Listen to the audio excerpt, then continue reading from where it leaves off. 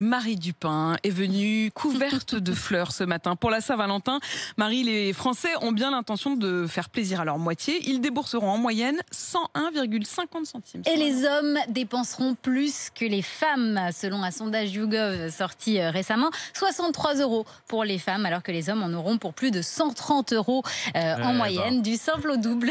Donc, les Français seront d'ailleurs 16% à ne faire aucun cadeau à leur partenaire, contre seulement 3% des hommes. Pression, Charles. Là, il faut assurer dimanche. 3% seulement des hommes ne font pas de cadeaux pour la Saint-Valentin. On assume. J'étais sûre que tu en faisais partie.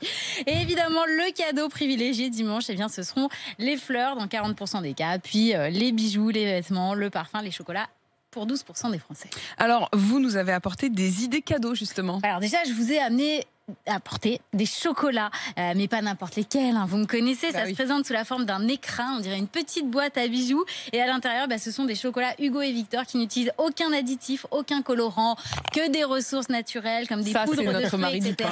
Aucun goût, aucun plaisir. Non mais ça va, ils sont bonheur, délicieux. c'est garanti. Il y a aussi le gâteau Hugo et Victor, une pavlova aux agrumes en forme de cœur, qui est quand même magnifique. Il est très beau, ce gâteau. Tu n'auras pas le droit d'y goûter, un gâteau en forme de cœur, non, Charles, vous avez été trop méchant. Alors, en ce qui concerne les fleurs, on va éviter d'offrir des fleurs qui viennent du bout du monde. Il faut savoir qu'il y a quand même 9 fleurs sur 10 vendues en France qui viennent de l'étranger, particulièrement les roses au moment de la Saint-Valentin. Évidemment, il faut savoir qu'acheter des roses en ce moment, c'est comme acheter des tomates en hiver. On va pas acheter des roses dimanche, alors qu'on peut offrir de très belles fleurs cultivées en France ou en Europe. Fleurs d'ici, par exemple, propose cette année de beaux bouquets de violettes. C'est magnifique, dans la région les bouquets de violettes. Toulouse. La violette, à l'origine, c'est la fleur des amoureux. C'est quand même très très beau, ça sent très bon, c'est très joli.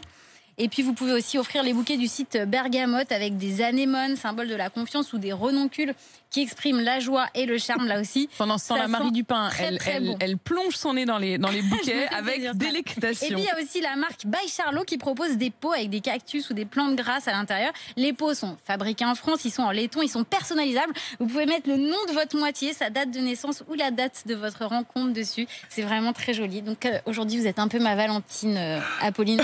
Voilà. Dis donc, j'ai carrément cactus, ça s'appelle l'audacieuse Apolline Matin. L'audacieuse Apolline Matin, Joyeux j'adore. Saint-Valentin. Merci, joyeux Saint-Valentin, Marie Dupin.